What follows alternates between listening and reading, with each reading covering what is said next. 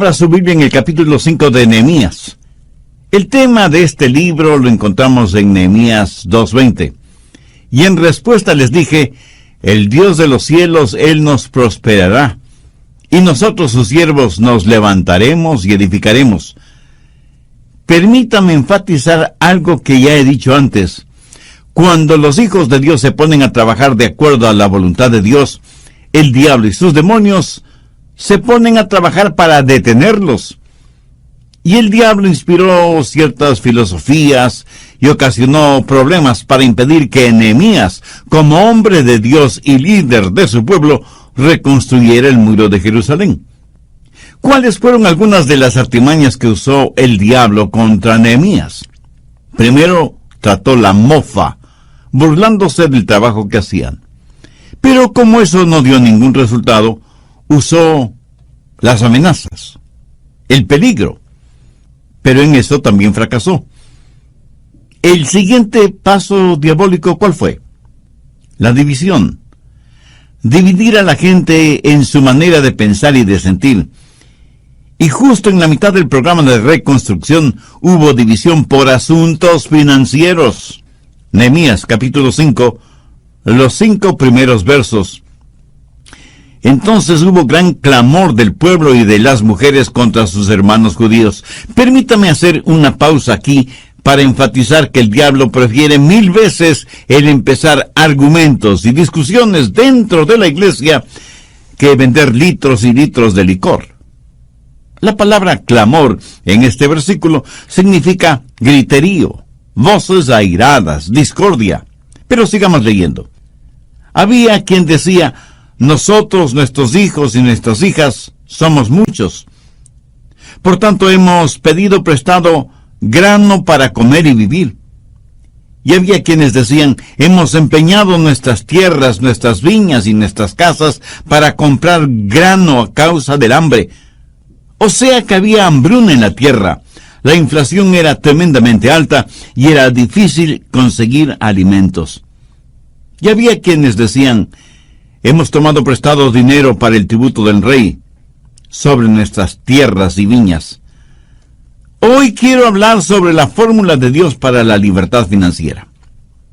Alguien ha dicho que el nervio más sensitivo del cuerpo humano es aquel que conecta el cerebro con la billetera. Creo que eso puede ser verdad.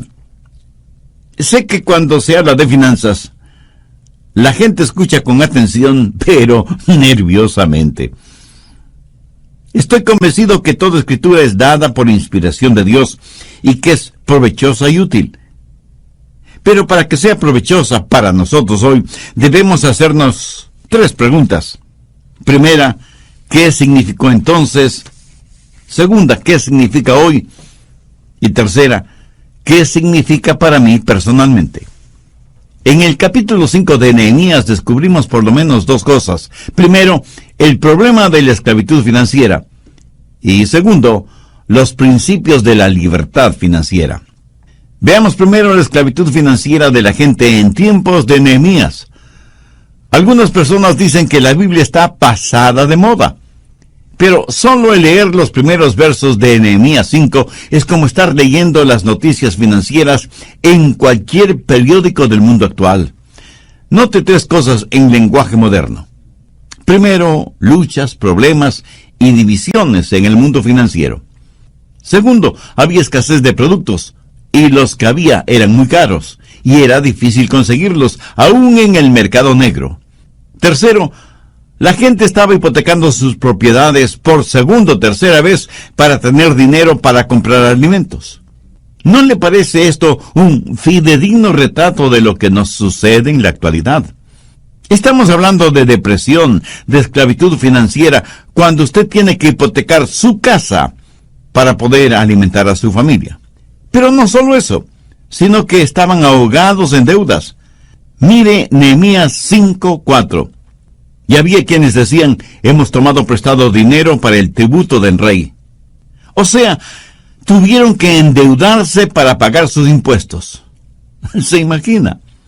Pedir dinero prestado para pagar impuestos. Note que los impuestos gravosos no son ninguna cosa nueva. Existen desde hace mucho, mucho tiempo. Impuestos altos y deudas muy grandes. El tener deudas es una cosa terrible. Estar bajo esclavitud financiera es algo devastador. Gastar mucho más de lo que se gana es, mi amigo, una verdadera locura. Las deudas financieras siempre significan esclavitud financiera, pero eso no es el plan de Dios para sus hijos. Al margen de Nehemías 5, anote Deuteronomio 28, del 1 al 14. Descubrirá que Dios no quiere que usted sea el que debe, sino el que preste. Dios no quiere que usted sea cola de ratón, sino cabeza de león. Dios quiere bendecir a su gente sobre todas las naciones de la tierra y quiere darles libertad financiera. Pero muchos no tienen esa libertad financiera.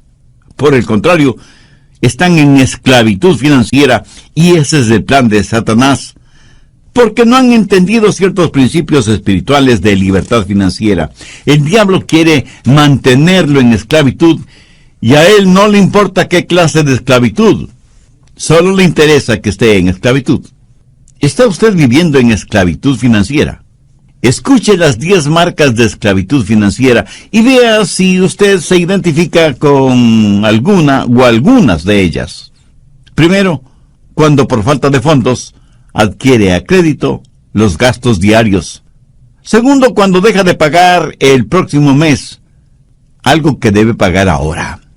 Tercero, cuando pide dinero prestado para pagar impuestos o la hipoteca. Cuarto, cuando no tiene ni la menor idea de cuánto debe. Quinto, cuando sus acreedores le llaman repetidamente para que les pague. Sexto, cuando saca de sus ahorros para pagar cuentas actuales.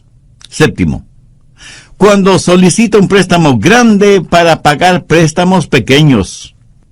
Octavo, cuando usted y su cónyuge discuten acaloradamente sobre finanzas. Noveno, cuando comienza a pensar en formas deshonestas de pagar deudas. Y décimo, cuando le es difícil el dar sus diezmos y ofrendas para Dios. Escúcheme, no estoy diciendo que una persona que hace estas cosas está fuera de contacto con Dios.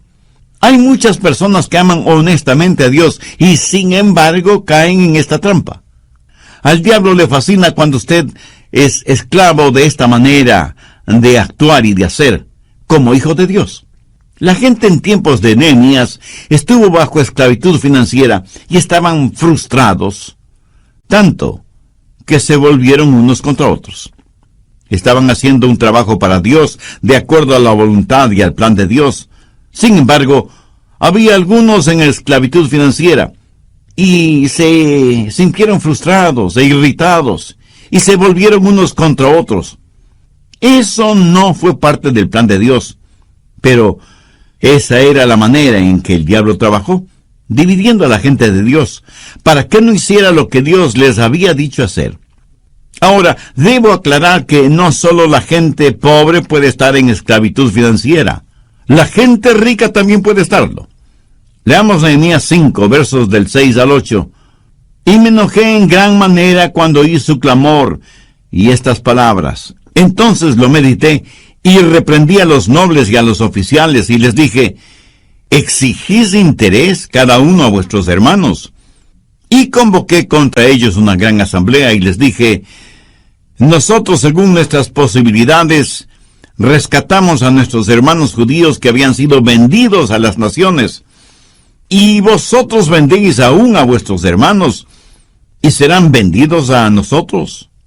Y callaron, pues no tuvieron que responder. Verá, en la ley de Moisés estaba escrito que ningún judío podía cobrar intereses a otros judíos.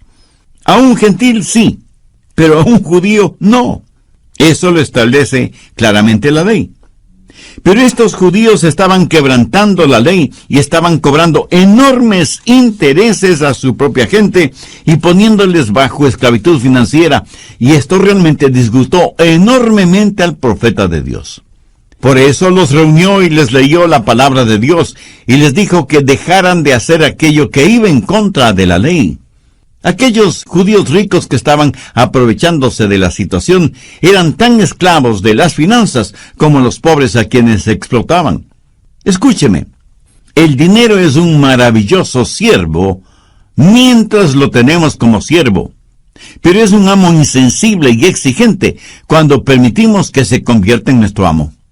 ¿Tiene usted más fe en el dinero y en las cosas materiales que en Dios?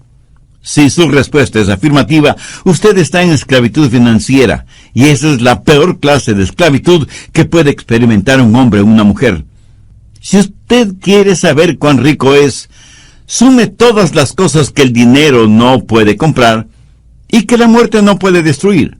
Eso, mi amigo, eso es genuina y verdadera riqueza. Tiene ambiciones y metas en su vida que no están encuadradas dentro de la voluntad de Dios. Hay cosas que quiere hacer con su dinero, proyectos financieros, y que tendría vergüenza de invitar a Jesús a que sea parte de eso. Si es así, usted está en esclavitud financiera. ¿Tiene usted un ardiente deseo de poseer dinero y ser muy rico lo más rápidamente posible, sea como sea y caiga quien caiga? Si es así, mi amigo, usted está en esclavitud financiera. Compromete su ética y sus valores cristianos y fracasa en cumplir y honrar obligaciones morales. Si es así, usted está en esclavitud financiera. Me conmovió mucho la noticia de prensa acerca de un muy distinguido hombre de negocios que renunció a la presidencia de una importante institución por no creer y por lo tanto negarse a promocionar la construcción de un nuevo casino. Y di gracias a Dios por este hombre. Y aunque la institución tenía legalizados todos los papeles, o sea que estaba actuando dentro de los parámetros de la ley, este hombre tuvo firmes y fuertes convicciones espirituales, morales y éticas como para no querer ser parte de eso y prefirió renunciar. Por supuesto, le aceptaron la renuncia. Alguna gente muy pobre está en esclavitud financiera. Alguna gente muy rica está en esclavitud financiera. El diablo las tiene a todas. A los primeros los esclaviza por la falta de dinero y a los segundos los esclaviza por el exceso de dinero. Nehemías estaba realmente enojado con los judíos ricos y los nobles que estaban extorsionando a sus propios hermanos. Y en el verso 14 les llama la atención para que vean cómo él vivía. Nehemías no fue la clase de líder que dice, no hagan lo que yo hago, hagan lo que yo digo. Él fue la clase de líder que, como el apóstol Pablo, pudo decir, seguidme, porque yo sigo a Cristo. Veamos cómo vivió este gran líder, este gran hombre de Dios, Nehemías. Y hay algunos principios que quiero que veamos juntos. Creo que son magníficos principios porque son principios para la libertad financiera. Y cada hijo de Dios debe estar financieramente libre, porque Pablo dice en Filipenses 4:19, mi Dios pues suplirá todo lo que os falte conforme a sus riquezas en gloria en Cristo Jesús. Bien, veamos primero el principio de prioridad. Nehemías 5, versos 14 y 15. También desde el día que me mandó el rey que fuese gobernador de ellos en la tierra de Judá, desde el año 20 del rey Artajerjes hasta el año 32, 12 años, ni yo ni mis hermanos comimos el pan del gobernador. Pero los primeros gobernadores que fueron antes de mí abrumaron al pueblo y tomaron de ellos por el pan y por el vino más de 40 siclos de plata. Y aun sus criados se enseñoreaban del pueblo. Pero yo no hice así a causa del temor de Dios. Aquí Nehemías dice que, habiendo sido nombrado gobernador de ese territorio por el mismo rey Artajerjes, tenía todo el derecho de cobrar impuestos al pueblo para cubrir sus necesidades personales, o sea, tenía derecho a un salario, tal y como los anteriores gobernadores lo habían hecho. Pero note lo que Nehemías dijo, pero yo no lo hice así, a causa del temor a Dios. Nehemías tenía ciertos derechos, privilegios y prerrogativas, pero él no los utilizó. Él se rehusó a tomar lo que por derecho le pertenecía, por temor a Dios. ¿Qué quiso decir con eso? Que estando en tal estado de emergencia y habiendo tantos problemas, él estaba decidido a olvidarse de sus derechos, a fin de que Dios fuera glorificado. En otras palabras, él estaba poniendo a Dios primero. Tenía sus prioridades en orden. Dios es primero sobre todas las cosas. Mi amigo, mi amiga, ¿está usted dispuesto a hacer lo mismo? ¿Dispuesto a poner de lado sus derechos financieros y darle el primer lugar a Dios? ¿Desea usted libertad financiera?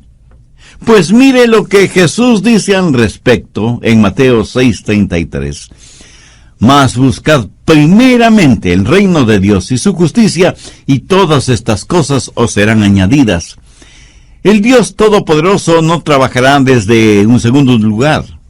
Y mientras usted tenga su negocio, sus planes, sus deseos, su familia, sus ambiciones como cosa prioritaria en su vida, nunca tendrá libertad financiera.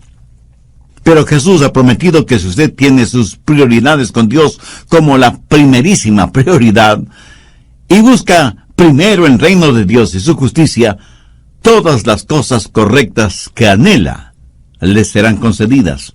Ese es el principio de prioridad. Nehemías miró a las cosas que pudo haber hecho o tenido, pero no las quiso ni las tuvo porque quería glorificar a Dios.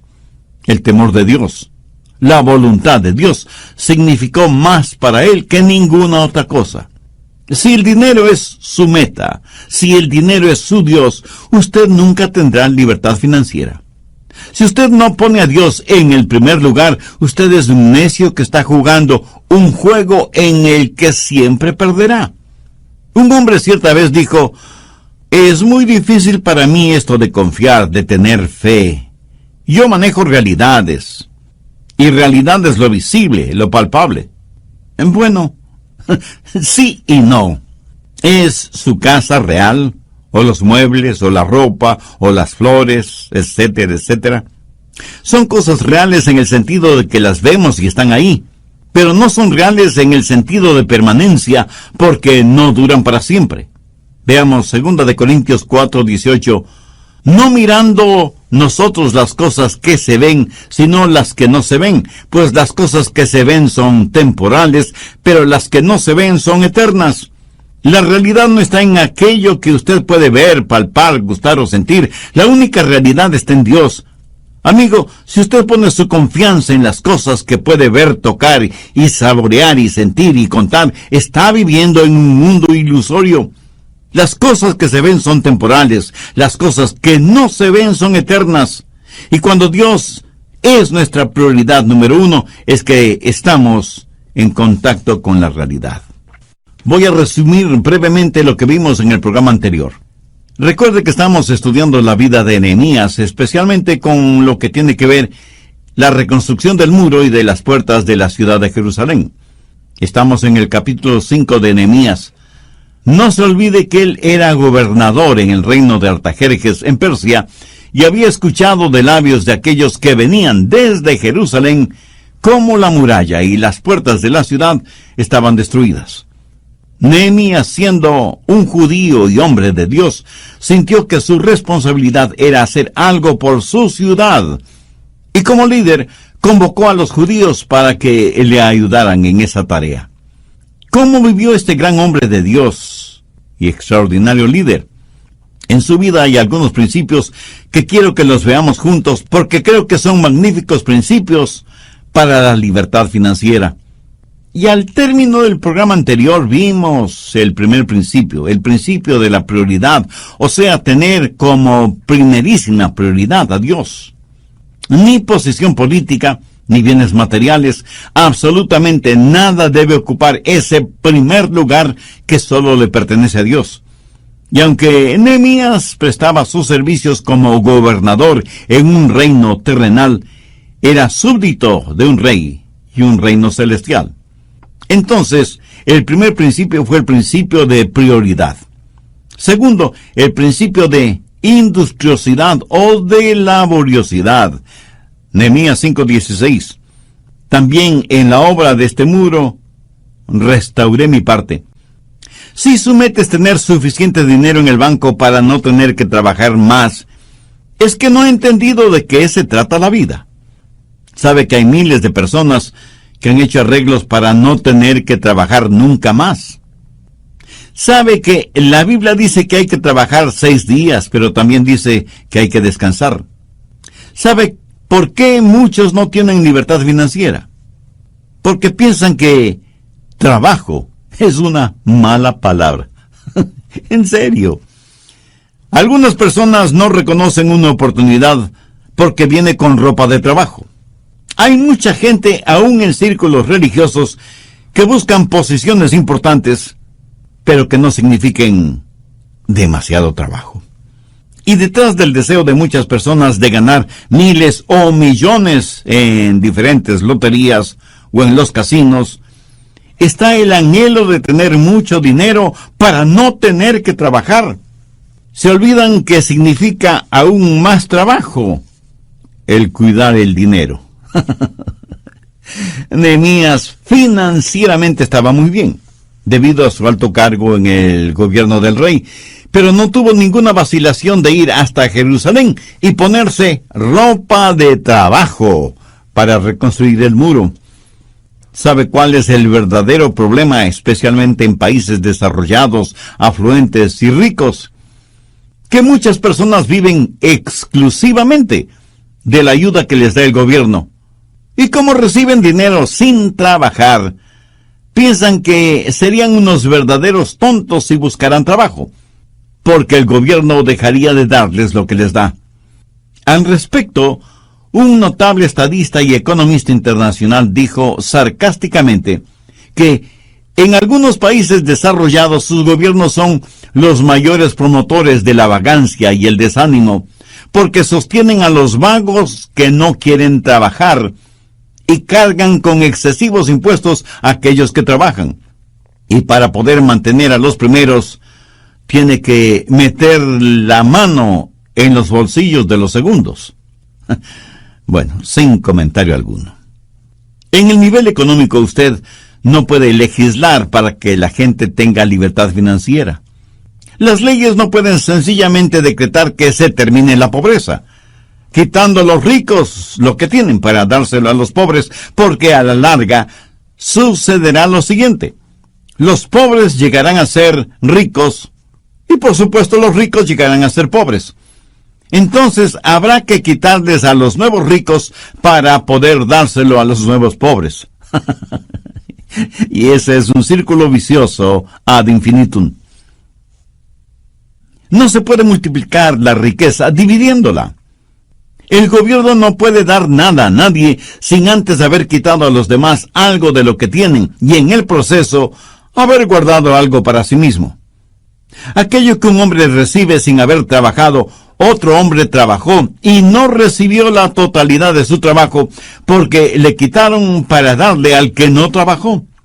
No hay nada que pueda desanimar más a un ser humano que esta situación, la cual mata toda iniciativa, todo intento de superación, todo afán de progreso. Alguien muy sabiamente dijo que el progreso de un individuo significa, primero, el progreso de su familia, segundo, el progreso de su ciudad, y tercero, el progreso de su país. ¿Por qué nadie querrá esforzarse si el fruto de su trabajo va a servir para mantener a vagos y ociosos profesionales? El principio de la libertad financiera empieza con trabajo, seguido de industriosidad o laboriosidad. ¿Qué es lo que hizo Nehemías? Primero puso a Dios en primer lugar. Segundo, puso manos a la obra. No tuvo ningún temor de ponerse la ropa de trabajo y ensuciarse las manos. Tercero, el principio de integridad. Nehemías 5:16. También en la obra de este muro restauré mi parte. Y no compramos heredad. ¿Qué es lo que está diciendo Nehemías? Este era un tiempo de depresión económica, pero Nehemías tenía una muy importante cuenta bancaria. Aprovechando las circunstancias, él pudo haberse enriquecido muchísimo invirtiendo su dinero en bienes raíces. Pero no lo hizo. Recuerde que No todo lo que es legal es correcto. Nehemías rehusó el sacar ventaja de los problemas de los otros y no quiso saber nada de hacerse rico, aprovechando la necesidad y la angustia de los demás. Busque Proverbios 28:20. El hombre de verdad tendrá muchas bendiciones, mas el que se apresura a enriquecerse no será sin culpa. ¿Es usted honesto, aunque le cueste financieramente? ¿Es usted capaz de vivir, actuar, hacer todo con integridad? Nehemías fue esa clase de hombre. Practicó el principio de prioridad al poner a Dios primero en todo. Practicó el principio de laboriosidad. Estuvo listo para el trabajo de reconstrucción del muro. Practicó el principio de integridad, viviendo una vida honesta, transparente, íntegra. Cuarto, el principio de generosidad. Nehemías 5:17. Además, 150 judíos y oficiales y los que venían de las naciones que había alrededor de nosotros estaban a mi mesa. Lo notó. Es casi increíble. 150 personas a la mesa. ¿Cómo le gustaría a usted tener 150 invitados a comer en su mesa cada día? Y por 12 años. No me conteste. Creo que sé la respuesta. Ahora, ¿quién pagaba todos esos gastos? ¿El gobierno? No. Nehemías cubría todos esos gastos. Pero note también que a más de los 150 siempre había invitados con ellos y los que venían de las naciones que había alrededor de nosotros. ¿Qué les daban de comer? ¿Una hamburguesita? ¿Un perro caliente? ¿Unos taquitos? ¿O unas enchiladas? No. Mire el verso 18. Y lo que se preparaba cada día era un buey y 6 ovejas escogidas. También eran preparadas para mí aves. Y cada 10 días vino en abundancia. Y con todo esto nunca requerí el pan del gobernador, porque la servidumbre de este pueblo era grave. ¡Qué gran hombre, qué gran líder fue Nehemías! No les dio de comer cosas insignificantes. Para decenas y decenas de personas hizo preparar la mejor comida, pagando todo con su propio dinero, sin recurrir a ayuda financiera de parte del gobierno. Obviamente, Nehemías debió haber sido un hombre muy, muy rico. Pero el asunto importante es que él había aprendido lo que cientos de años después dijera el apóstol Pablo: más bienaventurado es dar que recibir. Y no faltará quien me pregunte: pastor, ¿de dónde sacó Nehemías tanta riqueza? La respuesta es simple, pero no simplista. Dios le dio esas riquezas. Y seguro que surge otra pregunta: ¿y por qué Dios le dio esas riquezas? Pues de eso he estado hablando hasta ahora. Porque en las prioridades de Nehemías, Dios ocupaba el primer lugar. Nehemías fue un líder que, aunque era muy importante en el reino de Artajerjes, dio ejemplo de laboriosidad, trabajando junto a los demás en la reconstrucción del muro de Jerusalén. Además, fue un verdadero hombre de Dios que vivió con absoluta integridad. Por lo tanto, no debe asombrarnos que Dios le colmará de bendiciones materiales.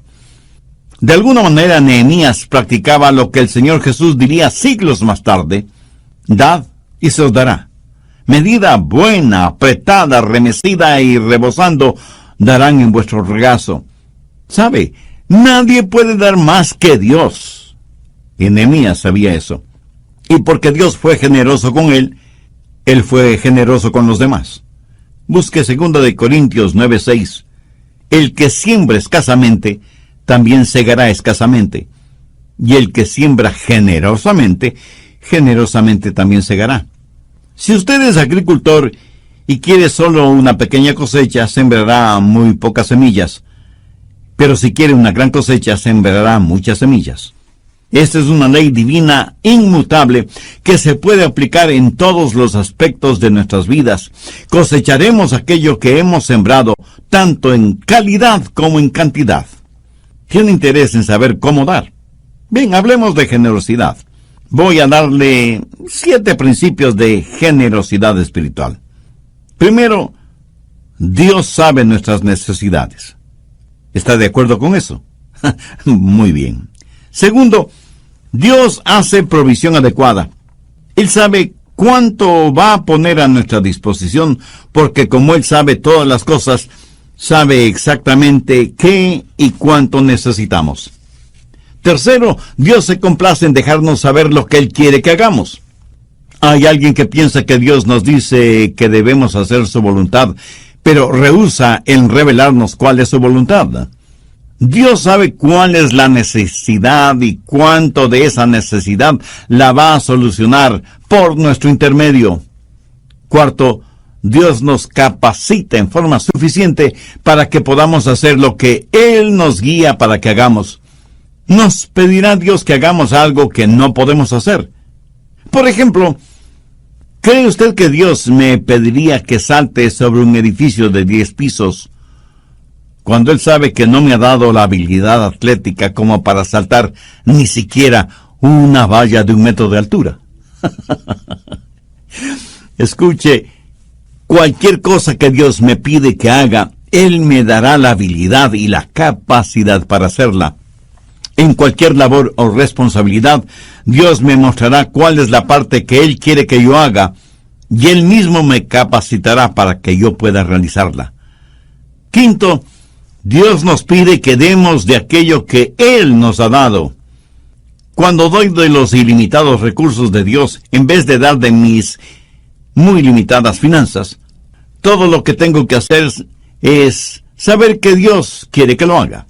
Si Dios me dice, Adrián, quiero que des $10,000 a determinada organización cristiana, yo probablemente tragaré saliva 10,000 veces, pero le puedo asegurar lo siguiente: si Dios me dice que done $10,000, Él tendrá que dármelos para cumplir ese propósito, y Él me los dará, si es que soy un cristiano que vivo en el Espíritu y camino en integridad.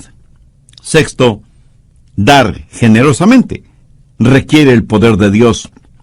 Usted no puede hablar de este tema con los no creyentes. A veces es difícil hablar de esto hasta con los creyentes, se lo aseguro. El dar generosamente solo es posible cuando dejamos que la presencia y el poder de Dios estén presentes. Cuando una persona dice, bueno, veamos, tengo que pagar el arriendo, el agua, la luz, el teléfono, la pensión de los muchachos, las compras semanales, pagar algo de las cuentas que debemos, pues casi no me queda nada para darle a Dios. Mi amigo, mi amiga, ¿qué de espiritual tiene una actitud así? Creo que hasta los ateos podrían ser más generosos. Esta clase de generosidad espiritual solo es posible cuando nos humillamos delante de Dios y le preguntamos qué es lo que Él quiere que nosotros hagamos. Y cuando Dios revele eso en nuestro corazón, le agradecemos porque Él nos capacitará para hacerlo. La verdadera generosidad siempre glorificará a Dios y hará que el creyente crezca. Yo creo que esa fue la clase de generosidad que Nehemías practicó. ¿Por qué?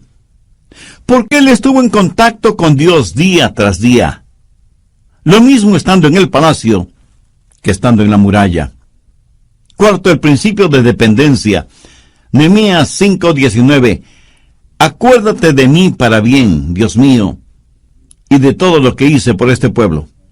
¿Cree usted que Dios se olvida de su generosidad? De ninguna manera. Nehemías dependía de las promesas de Dios.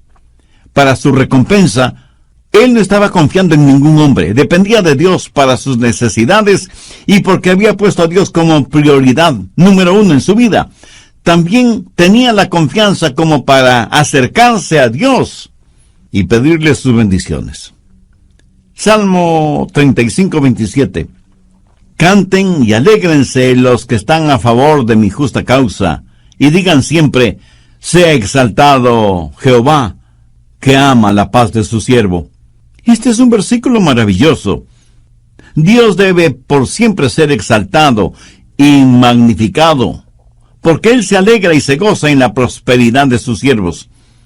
Si usted es una persona honestamente próspera, Dios siente satisfacción por su prosperidad. Dios no quiere que usted viva en esclavitud financiera. Él quiere liberarlo de esa esclavitud. Estos principios, el de la prioridad, el de la laboriosidad, el de la integridad, el de la generosidad y el de la dependencia, si los pone diariamente en práctica, le puedo asegurar por experiencia propia que revolucionarán su vida espiritual y su vida financiera. Si usted aún no es un hijo o una hija de Dios, sabe que puede hacer esa decisión ahora mismo. Le invito a hacer una sencilla oración como la siguiente. Recuerde que Dios le escucha. Diga: querido Dios, dueño de todo cuanto existe en el universo, vengo a ti sabiendo que soy un pecador, que estoy perdido y que soy muy pobre espiritualmente. Vengo en busca de tu gracia y de tu misericordia. Señor Jesús, tú entregaste tu preciosa vida en la cruz del Calvario para con tu sacrificio pagar la culpa por mis pecados. Hoy, con la fe que tengo, firme, fuerte, pero sencilla, te invito a que seas mi Salvador y mi Señor. Toma el control de mi vida. Ayúdame a ser la clase de persona que tú quieres que sea. Hazme un instrumento útil y de bendición en tus manos. Lo pido en tu precioso nombre. Amén.